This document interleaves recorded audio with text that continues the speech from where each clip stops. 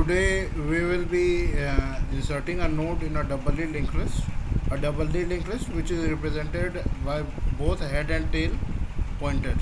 Okay, the head points the first node of the doubly linked list and tail points to the last node of the doubly linked list.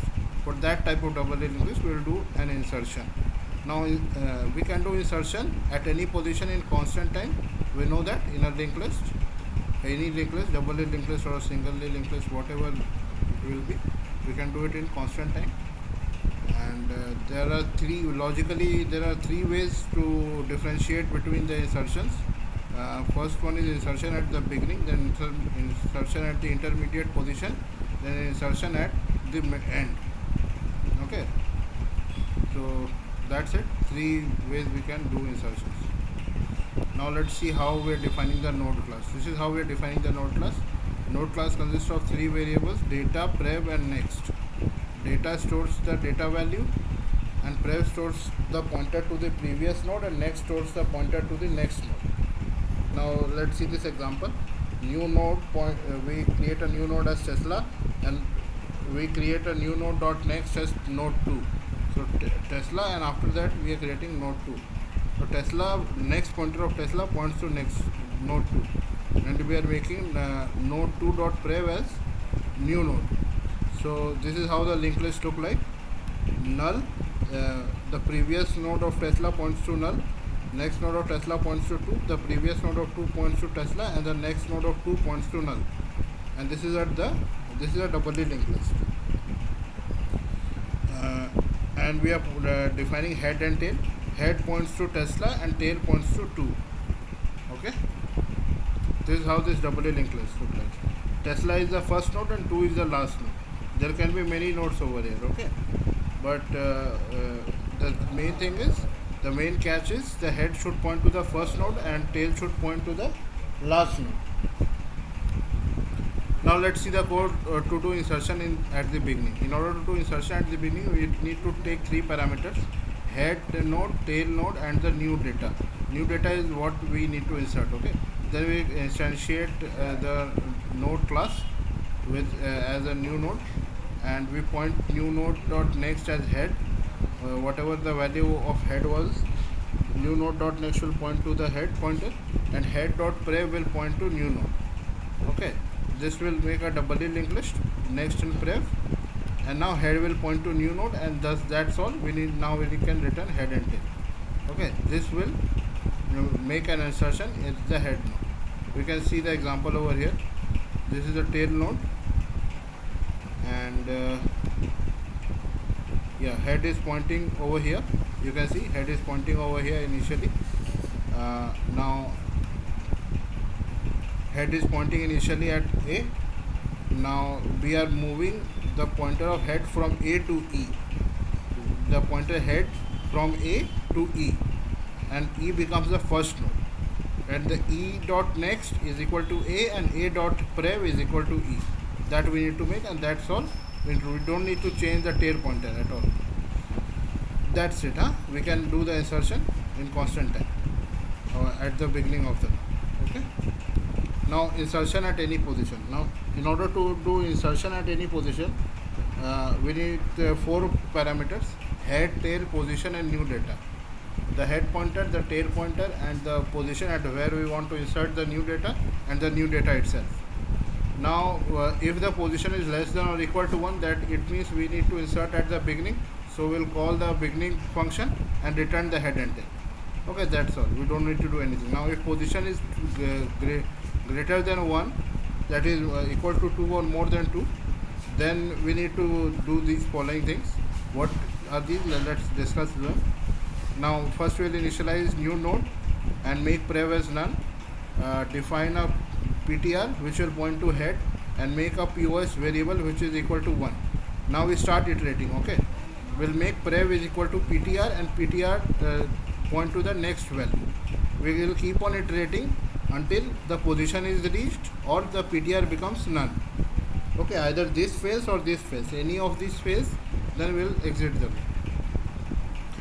Now suppose the PTR reaches null before this position POS it becomes equal to position, before this the PTR ends. That means the value of position of whichever was given, it was more than the size of the doubly linked list.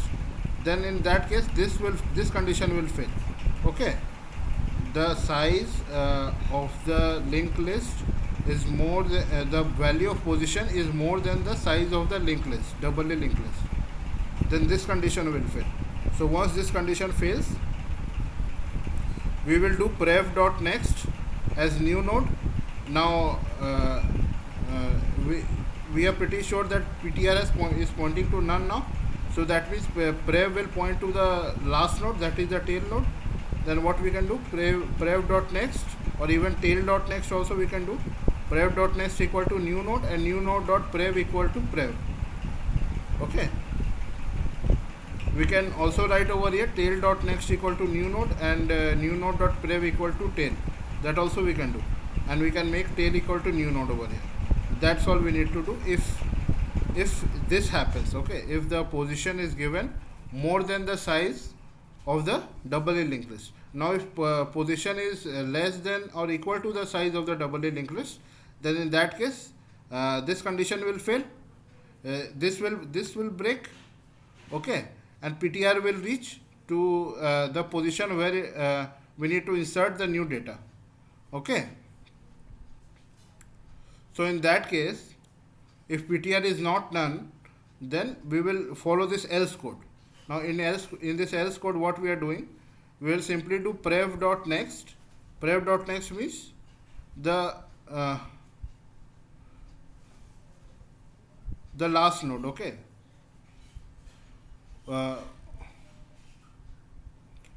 the last node. Prev.next equal to new node, where new node is the new value which we are inserting at the position of PTR.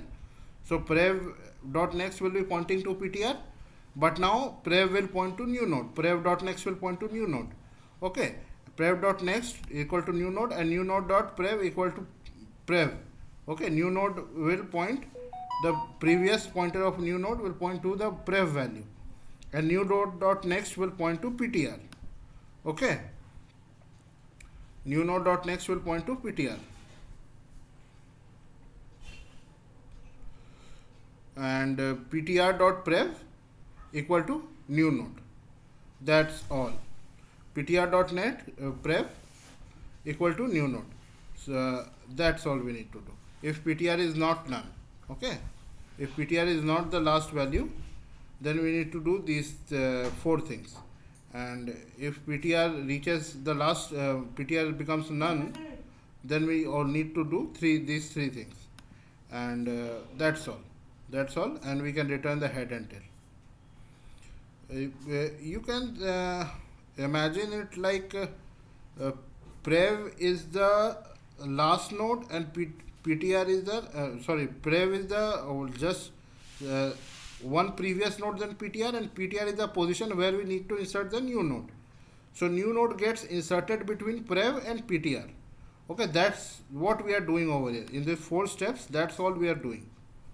Okay, in the diagrammatic representation, you can see head points to A and tail points to D. Now we are inserting E at position, what position?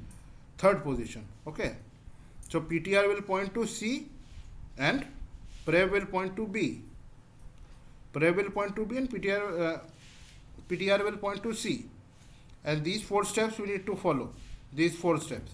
Once we do all these 4 steps, E gets inserted between B and C. That's it. And we don't need to change the value of head or tail. Okay.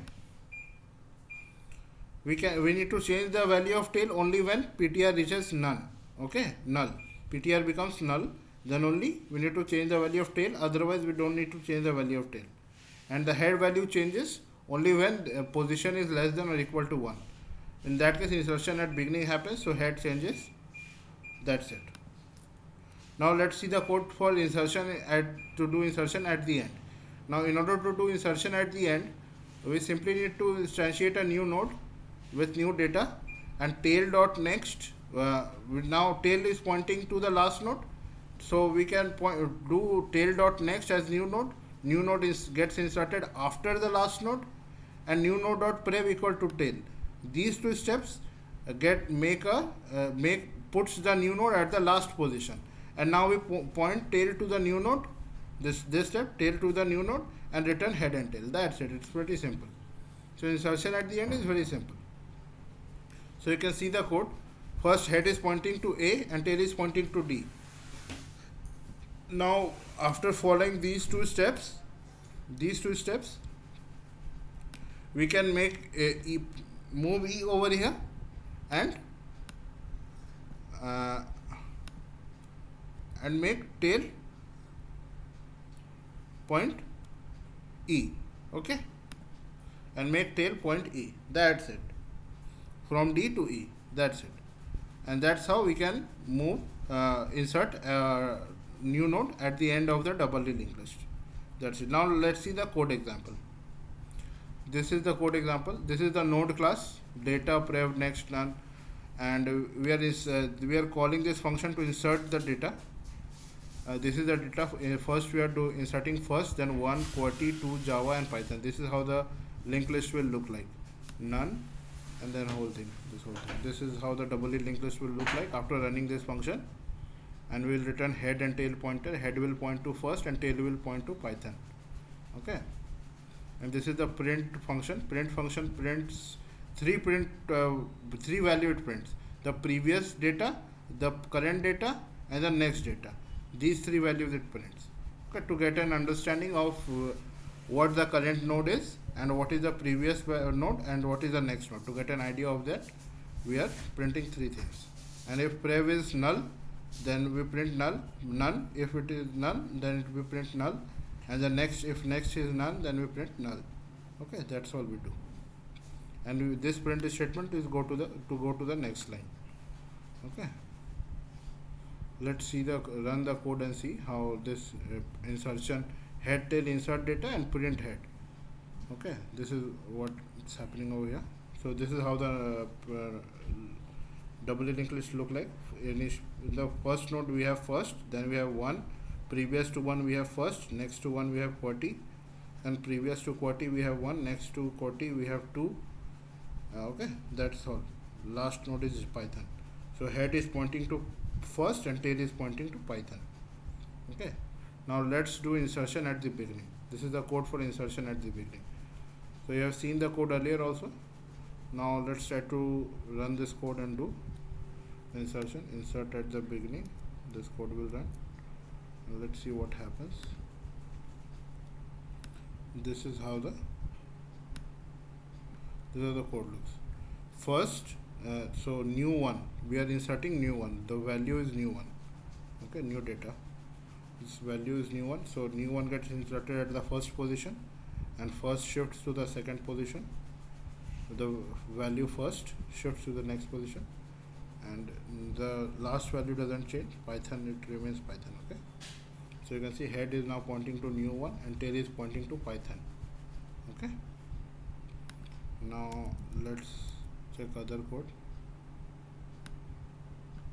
Insert at any position, this one. Yeah, this is how the code look like.